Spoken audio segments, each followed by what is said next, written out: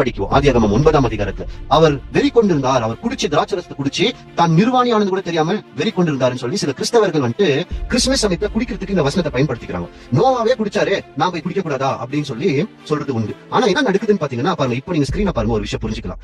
பூமிக்கு மேல தேவன் இந்த மாதிரி ஒரு தண்ணியை வச்சார். இந்த தண்ணி தான் ஆதியாகமத்துல பார்த்த ஜலத்தை ஜலத்துல இருந்து பிரிச்சாருன்னு ஒரு வசனத்தை கொஞ்சம் நேரத்துக்கு முன்னாடி பார்த்தோம். இந்த தண்ணி தான் வெடிஞ்சு கீழே மலை மாதிரி கொட்டுச்சு. அதுதான் பூமியை 40 நாள் நெருக்குச்சு.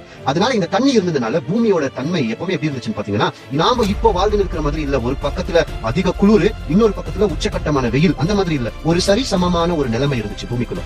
அதனாலதான் மழை கூட இவர்களுக்கு வரல. மழை வரலன்னா சூரியனோட வெப்பம் அதிகமா அடிக்கணும், அப்பதான் மழையா வரும். நோவா காலம் மூடு பண்ணி ஒரு நல்ல ஒரு கிளைமேட் இருந்துச்சு. அந்த கால பகுதியில கூட நோவா இதே மாதிரி திராட்சை ரசத்தை நட்ட வச்சு திராட்சை செடிகளை நட்ட வச்சிருக்கிறோம். அதனால அவர் அந்த வேலை மீண்டும் செய்யறாரு, அந்த விவசாய தொழில மீண்டும் செய்யறாரு. ஆனா அந்த காலத்திலேயே நோவா நல்லா குடிச்சு வெறி கொண்டு இருந்தாருன்னா அவர் நீதிமானா இருந்திருக்க முடியாது. எப்போ அந்த வெறி கொண்ட சித்தத்துல ஏதோ ஒண்ணு போய் பாவத்துக்குள்ள போயிட்டு இருக்கலாம். அந்த மாதிரி இல்ல, நீதிமானா இருந்தார். அப்ப என்ன நடந்துச்சு? அவர் பேலையத்தை விட்டு வெளியே வந்த உடனே அந்த கிளைமேட், அந்த கண்டிஷன் மாறுது இல்லைங்களா? இந்த இயற்கையே மாறி இருக்கிறதுனால, ஜலப்பிரளயம் வந்து எல்லாம் அழிஞ்ச ஒரு இயற்கையே மாறி இருக்கு. இவர் செஞ்ச திராட்சை ரசம் கெட்டு போயிட்டு இருக்கு. அது இவருக்கே தெரியல. இவர் எந்திரிச்சு அதை குடிச்ச உடனே அவருக்கே ஏதோ வெறி கொண்டு அவருக்கு என்ன நடந்துச்சுன்னே தெரியல. அவர் கீழே விழுந்துட்டு இருக்கிறார்.